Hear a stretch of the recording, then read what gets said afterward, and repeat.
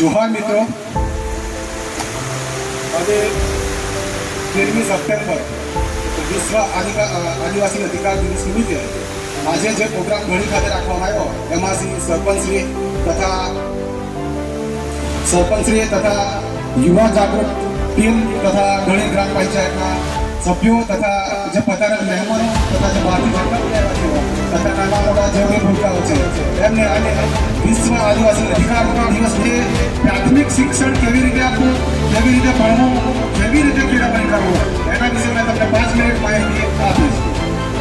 કે આપણું બાળક જો વાંચતા જ ના આવડતું હોય તો એ 6ઠું ધોરણ, 7મું ધોરણ કે 8મા ધોરણની અંદર ભણવા જાય તો એ કેવી રીતે માનસિક રીતે કેવી રીતે પ્રિપેરેશન કરી શકે?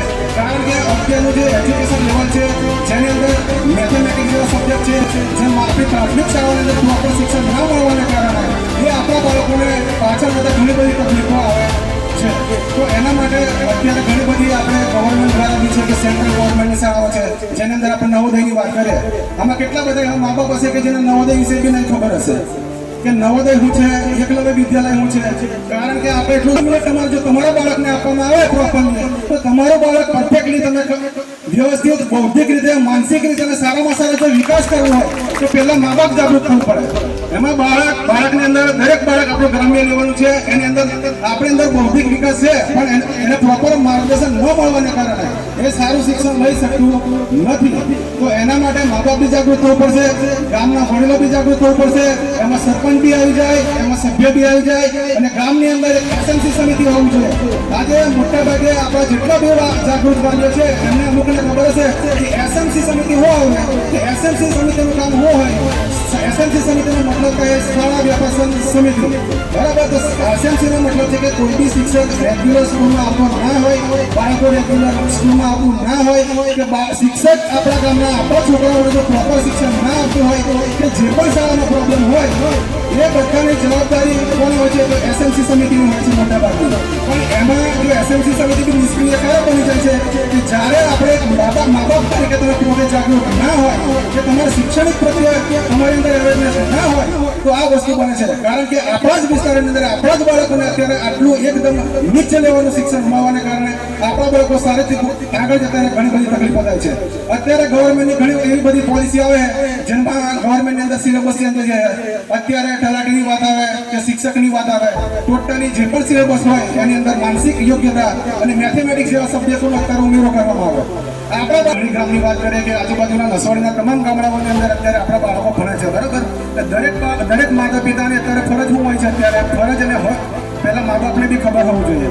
કારણ કે અત્યારે પહેલામાં પહેલી વસ્તુ કઈ છે કે જ્યાં સુધી મા બાપને જ ખબર ના હોય તો એ બાળકો ક્યારેય ભણી શકવાના નથી. કારણ કે પહેલી વસ્તુ મા બાપ જ જો એજ્યુકેશન માટે અવેરનેસ ના રાખે, એના વિશે જાગૃતતા ના રાખે તો બાળકને શિક્ષણ પ્રત્યે ક્યારેય બી અવેરનેસ આવતી નથી, બરાબર? જ્યારે બી બાળક તમારે સ્કૂલેથી જાય, સ્કૂલેથી પાછું આવે તો એને એટલીસ્ટ તમે 10 મિનિટ પૂછો કે બેટા આજે શું ભણીને આવ્યો, ત્યાં શું જમીને આવ્યો, આજે શું એક્ટિવિટી કરી. જો તમે તમારા બાળકને ડેલી એવરીડે તમે જો ખાલી પૂછપરછ બી કરશો તો તમારા બાળકની અંદર એક સારામાં સારી જિજ્ઞાસા જાગશે અને ભણતર પ્રત્યેની જે પ્રવૃત્તિ છે એની અંદર ઇન્ટરેસ્ટ રહેશે.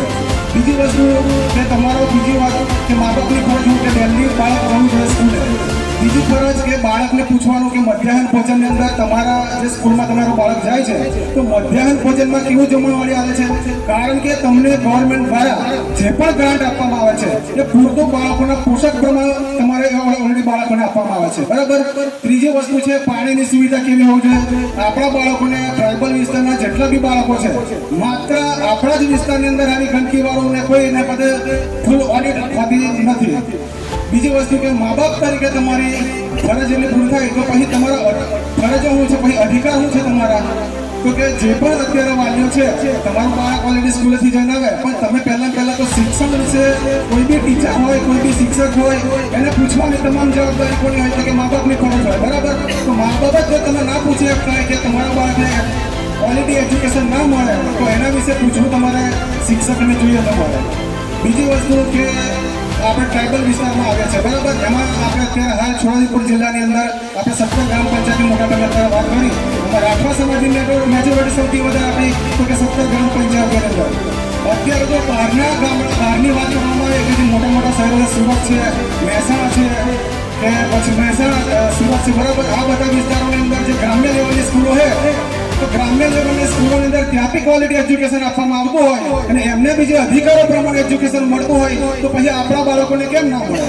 કારણ કે આપણા બાળકોની અંદર પહેલા કે ઉચ્ચ ગુણવત્તાનું શિક્ષણ ન હોવાને કારણે આપણું બાળક આગળ જઈને ભણી શકતું નથી. કારણ કે આપણું બાળક આજે 5મા ધોરણમાં આવે કે 7મા ધોરણમાં આવે, આપણું બાળકને ઓલરેડી વાંચતા બી ના આવડે તો એની જવાબદારી કોની હોય? એમાં આપણી હોય છે, બાળકોની હોય છે કે ભાઈ શિક્ષકોની હોય? એ જવાબદારી કોની હોય જાણવાની? કોની હોય બોલો તમે? મા બાપની બી એમાં ભૂલ છે, ગામના નાગરિક જેટલા બી શિક્ષિત હોય એમની બી ભૂલ છે, શિક્ષકોની બી ભૂલ છે. પણ આપણા બાળકોને શિક્ષણ મળે ના એના માટે કોઈને બી કે એનામાં ઇન્ટરેસ્ટ નહીં આપણા બાળકોને ભણે કે ના ભણવા, એના માટે આપણે બી જાગૃત થવું પડશે. આપણા બાળકોને પ્રોપર શિક્ષણ મળે એના માટે દરેક મા બાપે જાગૃતતા લેવું પડે. પહેલી વસ્તુ મારો જે મુદ્દો છે કે પ્રાથમિક શિક્ષણ